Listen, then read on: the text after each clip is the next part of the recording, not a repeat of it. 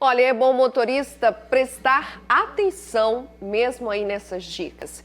Isso porque a Petrobras voltou a aumentar o preço da gasolina. A partir de amanhã, o valor nas refinarias vai subir 0,74% e passa a custar R$ 1,96 por litro nas refinarias. No mês passado, só para você ter uma ideia, o litro da gasolina custava R$ 1,79. Em maio, o preço do combustível nas refinarias da Petrobras acumula uma alta de 9,42%. Bom, e o assunto continua aqui no Maranhão Acontece e ao vivo aqui no nosso estúdio eu recebo Christian Cavalcante, que é o advogado dos caminhoneiros que estavam concentrados lá na BR-135. A nossa equipe de reportagem já esteve hoje lá na BR-135, o trânsito está fluindo normalmente, a presença lá apenas de homens do Exército para garantir essa fluidez. Qual foi o ponto principal que a gente pode dizer que dissolveu esse protesto lá na BR-135? Bom, boa noite, Bianca, boa noite a todos os telespectadores. Na realidade, existiram alguns pontos que foram fundamentais nessa desobstrução, nesta continuação das viagens dos irmãos caminhoneiros. Bom, o primeiro foi uma pressão real pela falta, que ocasionou nos supermercados, como foi veiculado em várias situações. Mas o mais determinante mesmo foi a pressão das próprias forças, Porque quando na realidade, naquele ponto específico, que é o qual eu represento, que eu advoguei para aqueles, e advogo ainda para aqueles caminhoneiros, nós tivemos... Eu os instruí juridicamente para que os serviços essenciais permanecessem, para que eles não obstruíssem de pleno as rodovias, conforme preconiza o artigo 9º, os serviços essenciais estavam funcionando. Conforme preconiza o mesmo artigo que dá o direito à greve, o artigo 5º da Constituição também, que dá o direito de manifestação. Então, assim, desde o momento em que eu assumi essa função, eu os instruí neste sentido. Como é que eles receberam essas suas instruções? Eles receberam muito bem, foram muito bem-vindos, foram por sinal, muito calorosos comigo, E, na verdade, ocorreram algumas situações que me deixaram bastante preocupados. Quando eu lá cheguei, quando eu vi a presença da Polícia Rodoviária Federal trazendo uma intimação da Terceira Vara Federal, e eu até, quando recebi pelos caminhoneiros, essa intimação, foi bem interessante, que foi uma procuração ao vivo, que eles me concederam lá. E ao ler esta intimação, eu informei ao inspetor da Polícia Rodoviária Federal que aquele objeto ele era impossível de se realizar. Por qual razão?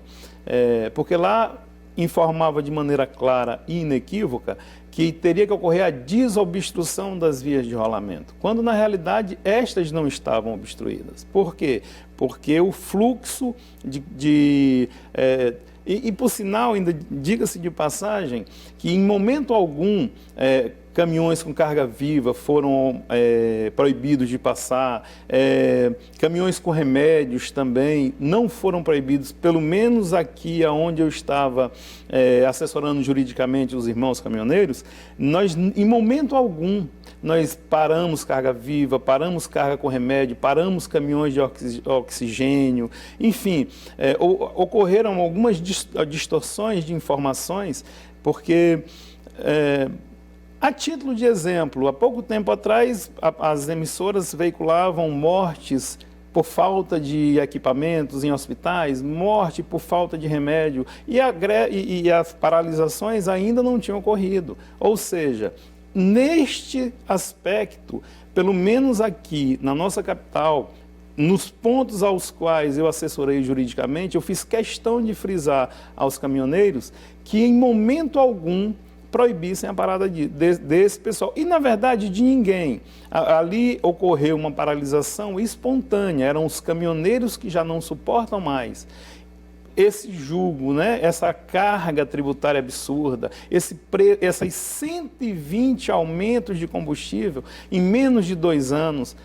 Então, isso que motivou, na verdade, esta paralisação. Bom, o senhor esteve lá presente, conviveu com os caminhoneiros. Como é que estava essa divisão entre caminhoneiros sindicalizados e os autônomos? Pois é, outro ponto que foi um ponto de divergência, porque na realidade os representantes que estiveram em Brasília não representavam os caminhoneiros autônomos. Por quê? Porque lá tinham poucos representantes que foram escolhidos a dedos e estes representavam sindicatos, associações, mas não representavam os caminhoneiros autônomos. Há tanto que nós tivemos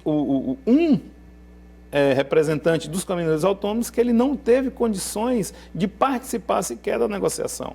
Né? E na qualidade de advogado deste núcleo, destes dois polos, que na verdade os polos aos quais eu me prontifiquei por amor a esta causa, foi lá na BR-135, no quilômetro 5, em frente ao posto Maracanã, e lá em frente ao posto Paizão.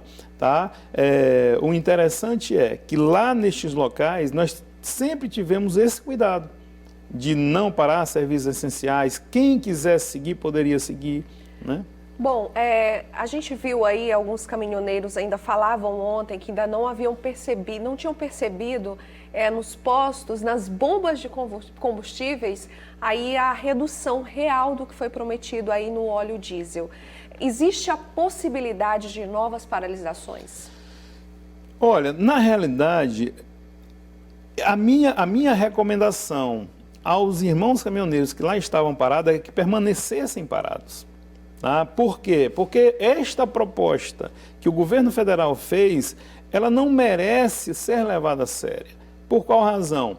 Se você analisar que eles reduziram, bom, em tese, reduziram os 46 centavos por um prazo determinado de 60 dias, isso naturalmente causa insegurança jurídica muito grande para a classe. Por qual motivo? Porque a gente não sabe o que vem depois. Né? E a motivação daquela paralisação espontânea foi exatamente esses altos custos. Porque o caminhoneiro autônomo já não consegue mais suportar isso.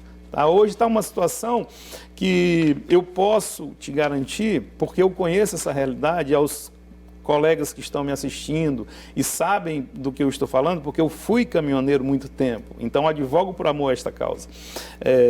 Eu carregava uma carga há 9 anos atrás a R$450 a tonelada, né? E esta mesma carga, naquela ocasião eu tinha um óleo diesel de 69 centavos o litro.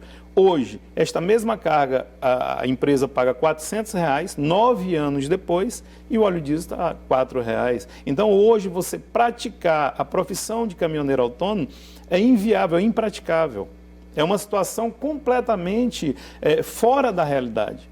Bom, eu gostaria de agradecer a sua presença aqui no Maranhão Acontece. O senhor dividiu essa história, era caminhoneiro, hoje é advogado e lutou aí ao lado dos caminhoneiros aqui no Maranhão, na BR-135, por amor à causa, como o senhor explicou. Muito obrigada pelos esclarecimentos aqui. Boa noite. Eu que agradeço a todos pela oportunidade de estar aqui me manifestando em nome dos caminhoneiros. Por isso que eu friso sempre que são os irmãos caminhoneiros, tá? E fico à disposição. Obrigada. Boa noite. Boa noite.